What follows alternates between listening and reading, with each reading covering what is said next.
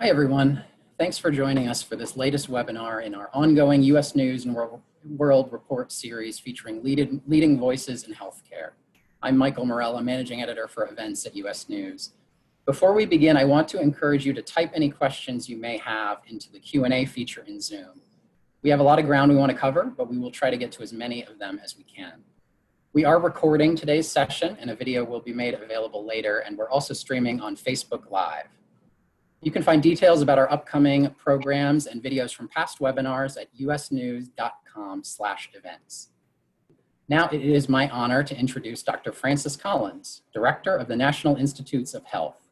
Dr. Collins has led the agency since 2009, and he previously served as Director of the National Human Genome Research Institute at the NIH from 1993 to 2008. He's a renowned physician geneticist and a recipient of both the National Medal of Science and the Presidential Medal of Freedom. Thanks for being with us, Dr. Collins. Glad to be with you. And now I'll turn it over to Brian Kelly, the Editorial Director and Executive Vice President of U.S. News. Take it away, Brian. Michael, thank you, Michael, and Dr. Collins, welcome, and thank you. Welcome back. It's our pleasure to be able to talk to you again, and I haven't seen you in a while. Have you been busy?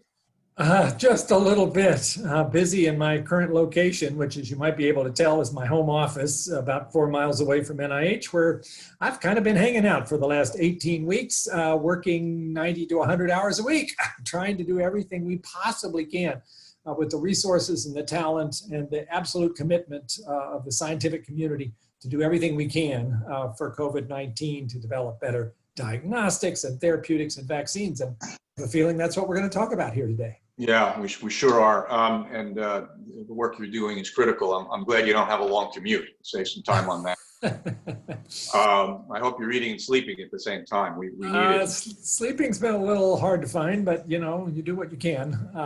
Between the team that's working on this, it's 24/7. Yeah. So, you know, this is a news story that continues to blossom in unpredictable ways. You know, where the real question, I get asked this question every day, but where are we today? Give us the broad perspective, your 30,000-foot sense of where is the country in the progress of this pandemic? Positives, negatives, where do we stand right now? Well, in a bit, I can tell you about the scientific progress, which is actually, I think, going extremely well, and progress happening at a speed that we've never seen before in trying to address a new infectious disease. Unfortunately, things are not going very well in terms of the spread of the illness in the country. Here we are now seeing a real surge of infections that are happening, particularly in the Southeast and in the West. And if you look at those statistics in terms of how many new cases are being identified every day, now around 70,000 new cases every day. And maybe more alarming is what that means in terms of illness. Hospitalizations, which I look at every day, have actually been climbing pretty steeply. And we're now at the point where there are just about as many people in the hospital with COVID-19 as there were in the worst of the New York experience back in March and April. So we've really gotten ourselves into a pickle. We were supposed to kind of get through that first wave and bring it back down to the point where there were only a few cases, and we never did that. Unlike what was possible in some other parts of the world, we went down to a low sputtering level that wasn't low enough. And with, then I'm afraid, failure to attend to some of those recommendations about opening up carefully with various phases that CDC had put forward, things started to go from what might have been a manageable situation to one that in many places now is not so manageable. And I think people got tired of following those guidelines about wearing your mask when you're out in public and keeping that 6-foot distance and washing your hands. And especially young people began to ignore that because of their sense that it probably wasn't going to be that dangerous for them. But they got infected and then they spread it. And now you can see in places like Miami or Houston or Phoenix or Los Angeles, we are in a pretty serious pickle. And in many ways, we had New York, and now we have other New Yorks that are happening around us. And we have a lot of work to do to try to get this turned around again. This is not the second wave. It's still part of the first one. We just never got the first one down to where we should have. Yeah, that was my question. It's not the second wave. We still have to hold that out there as a possibility. the spread, did it surprise you? I mean, is there something about this disease that is different, or did you anticipate that if these openings happened, it was going to spread the way it has? I think what's different about this virus that we really haven't seen before is how readily it can be spread by asymptomatic people. And we saw some glimmers of that back in the spring, but I think it's become more and more clear. And maybe there's even a variant that has arisen in this particular viral genome, something called D614G, which increasingly seems to be associated with higher infectivity, not necessarily more severe disease, but easier passage from person to person. So you put that together with carelessness in terms of people not following those rules, and in a certain way, this was kind of predictable. There were, hopeful ideas that maybe summertime and warmer weather and this wouldn't be quite such an issue. Well, we don't think that anymore, do we? So yeah, we kind of, I think, had some wishful thinking that didn't pan out. Yeah. How do you get this genie back in the bottle? Well, for starters, all Americans now need to be in a situation of taking responsibility for trying to turn this back around. We know what works. It was shown to work back there when we were having such a terrible time in New York and New Jersey and Connecticut. And that is having people really adhere to those very strict regulations about not gathering in large numbers, particularly in closed spaces, wearing the mask, keeping the distance. We don't necessarily have to go shutting everything down again. That's what everybody's really most fearful of. But we have to at least take responsibility, all of us, of adhering to these sensible regulations.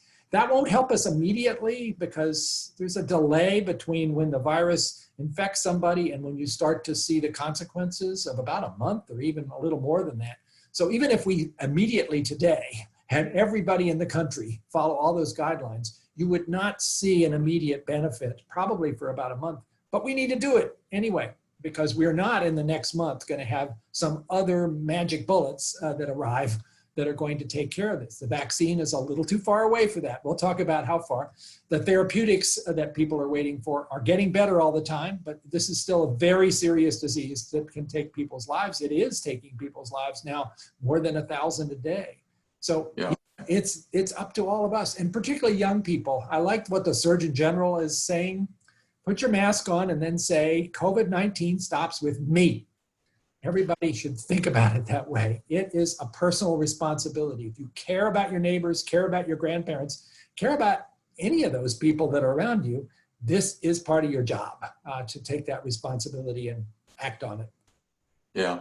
So you mentioned the therapeutics, and there's some indication that while the caseload is obviously skyrocketing, the death rate is perhaps not as drastic as it had been. Is that true? And is this because doctors are figuring out how to deal with these, how to manage these cases? It's a little hard to know exactly how to compare mortality rates just because we don't really know what the denominator is in terms of number of cases. Now we are much better at finding cases because we're doing a lot more testing, but we're still probably missing a lot. Back in March and April, we were missing a heck of a lot. So I don't know what to say about that. I do say, talking to people who take care of patients, that we do have more tools now. We have remdesivir. That does seem to improve the outcome for people who are hospitalized and in pretty bad shape. We have dexamethasone, which has made a big difference, it seems, for the people who are really sick on a ventilator. And we have better means of managing the ventilators and keeping people off of them as long as we can. So yeah, we are in a better place to save lives for those who get sick, but we don't have some really strong, compelling intervention that you can say, okay, that's going to do it. We don't have to worry quite so much anymore about people getting sick. It's still a very, very serious disease.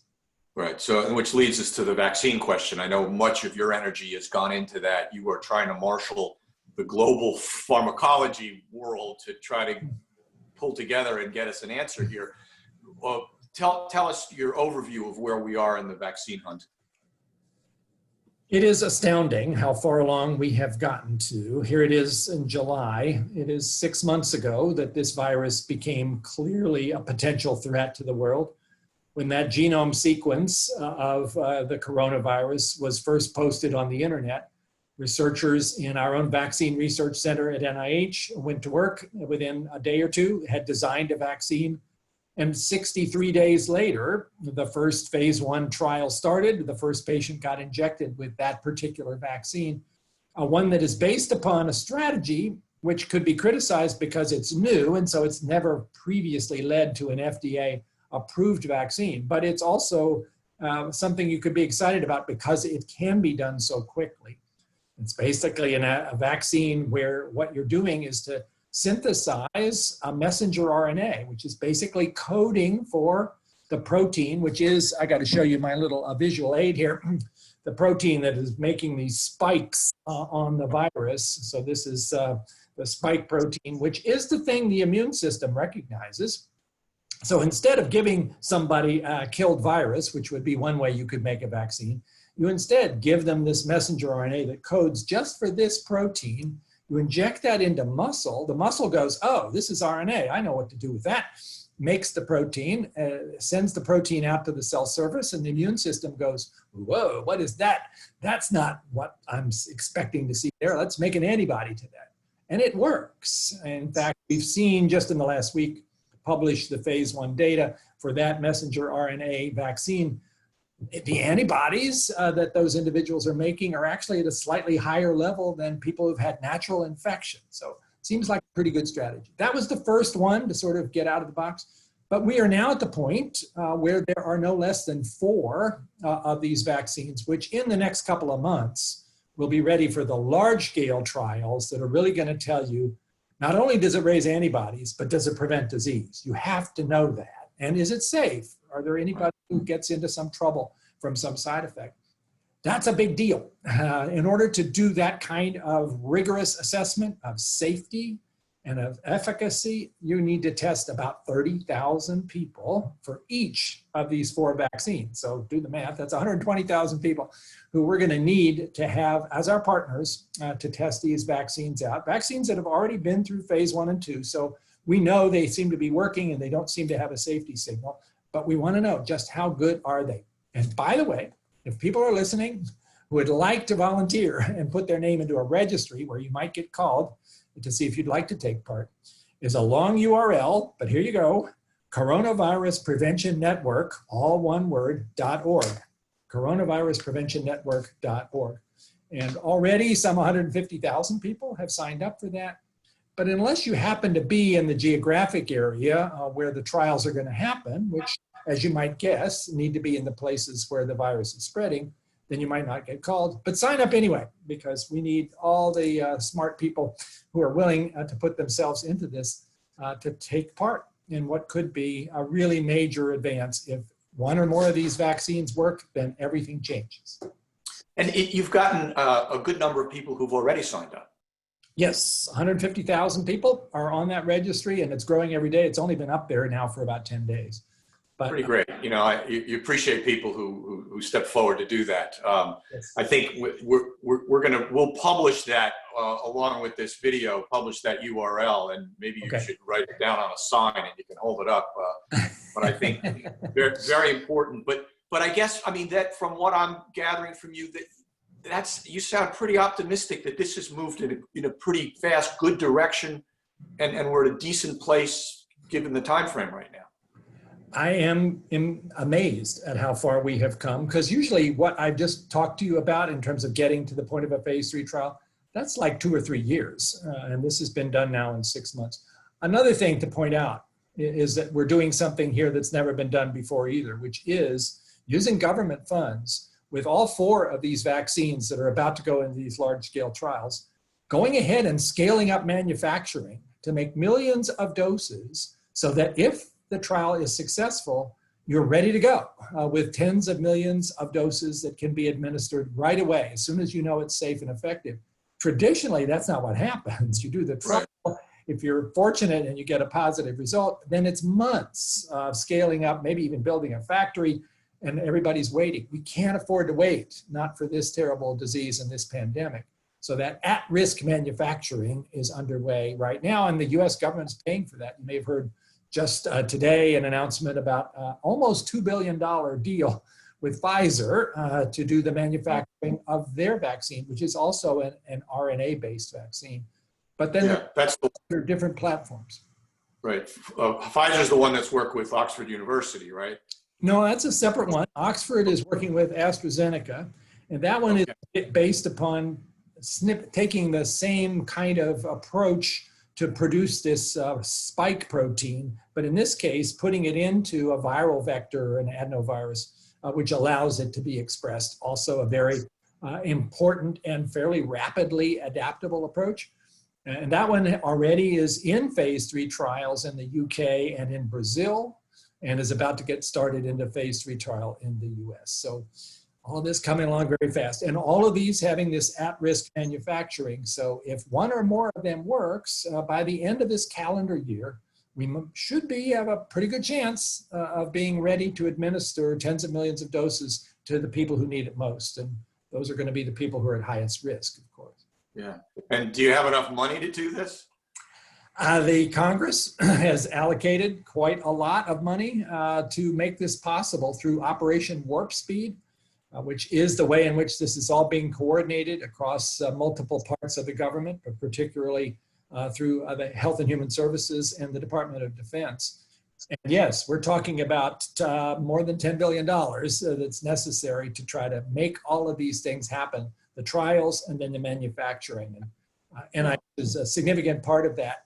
We also have built a public-private partnership about this because we can't do this without the companies as really significant partners. And I have to say that partnership, which is called ACTIVE, which stands for Accelerating COVID-19 Therapeutic Interventions and Vaccines, everything has to have an acronym, has brought together the best and brightest scientists from both sectors and worked in an extremely closely knit way, again, 24/7, over the course of the last many weeks to make all this happen in this kind of record time, designing all these protocols, making sure that we learn everything we can about the comparisons between the vaccines. And we haven't even talked about the new therapeutics, Brian, which we could, things like monoclonal antibodies, which might, even in a shorter term, provide some real benefit. And that's a separate track, the therapeutic track. Yes. So one of the question I know you've worked a lot on other healthcare issues as well with some of these companies to get them to play together in the sandbox. So are you saying that it's working? It's come together, these big competitive companies with all kinds of profit motives and bureaucracies, they're actually doing you're satisfied they're doing what you would like them to be doing for the country? It's been very gratifying.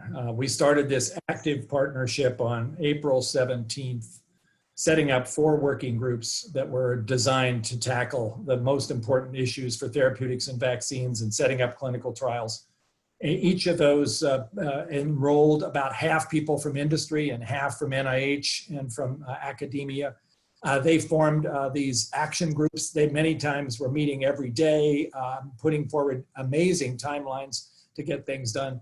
And the outcome of that has been pretty breathtaking. And it is going to make a difference here just in terms of the rigor with which all of these trials are being carried out. Let me just say, I think people are a little worried about whether this terminology of Operation Warp Speed might be suggesting that we're cutting corners here and we just want to get it done and sort of claim victory. Not at all the case. Every aspect of this is being designed and measured and assessed with the most attention to scientific rigor you can imagine.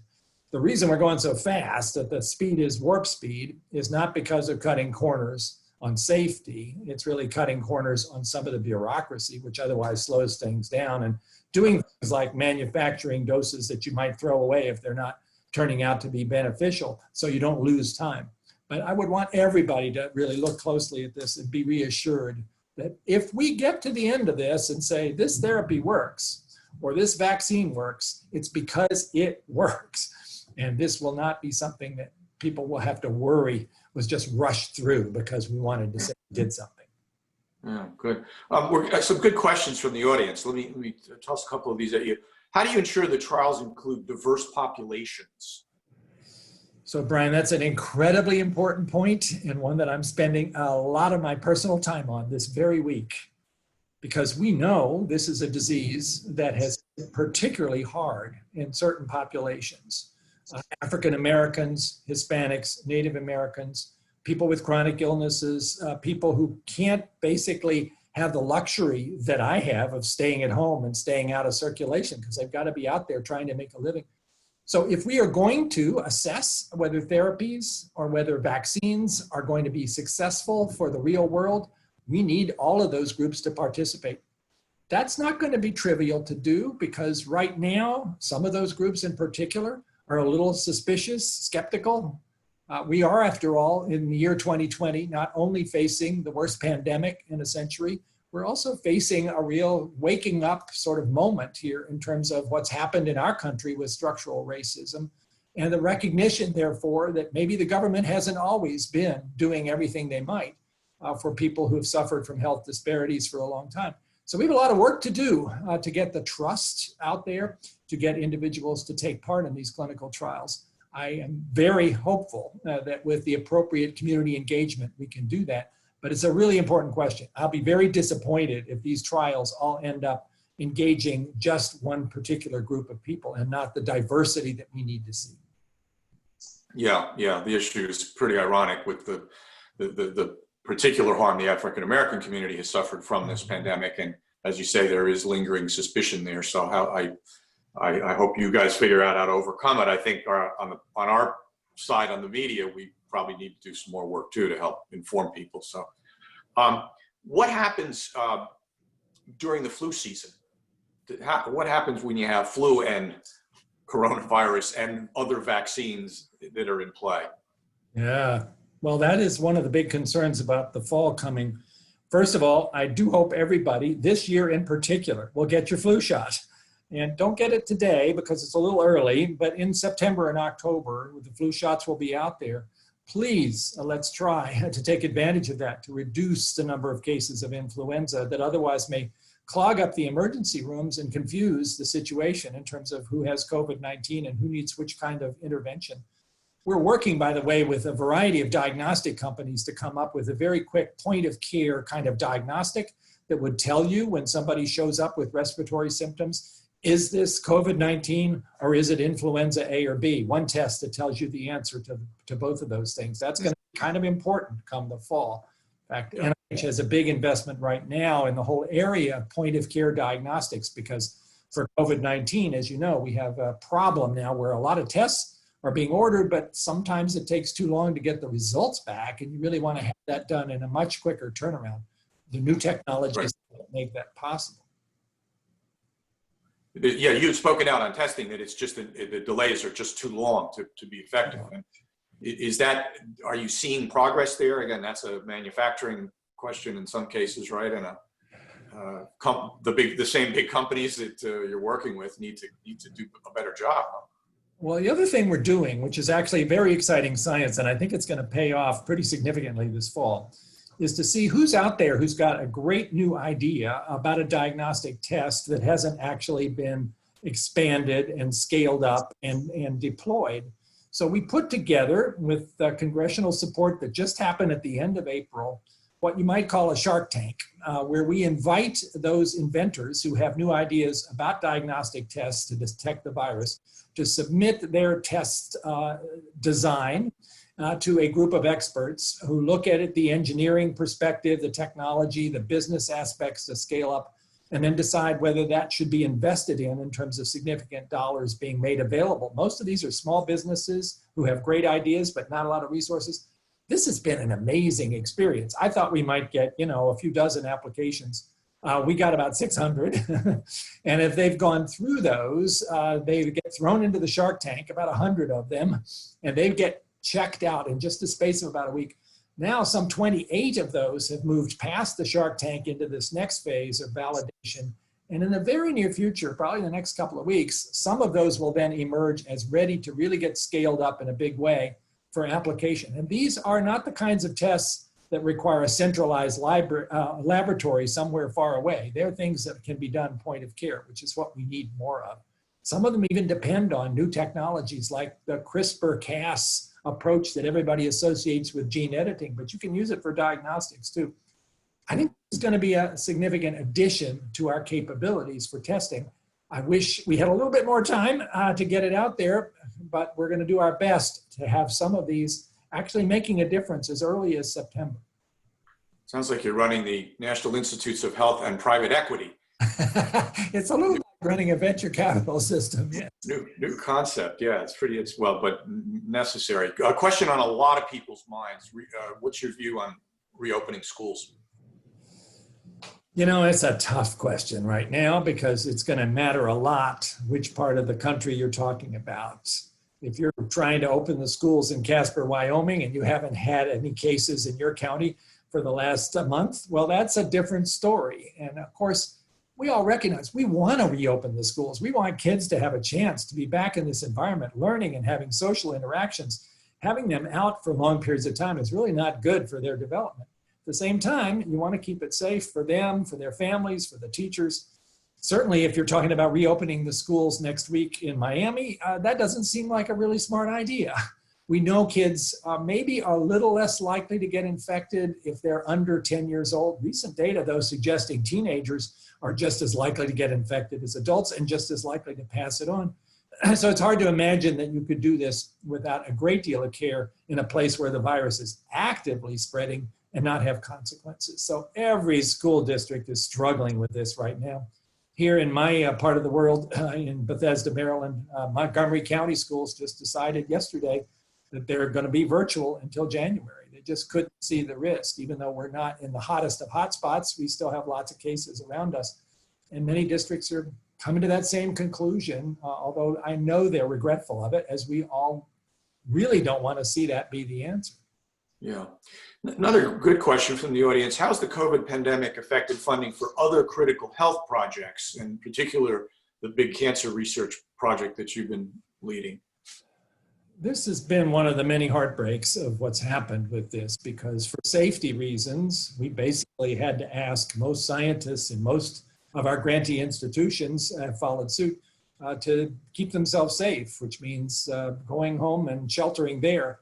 And while people doing computational analyses or grant reviews were able to do pretty well as telecommuters, if you needed a lab bench and you needed some equipment and supplies, your dining room probably isn't going to suffice. So to be honest, we've lost a fair amount of momentum for the kinds of research that required those things, as people were, for safety reasons, kept away from the laboratory.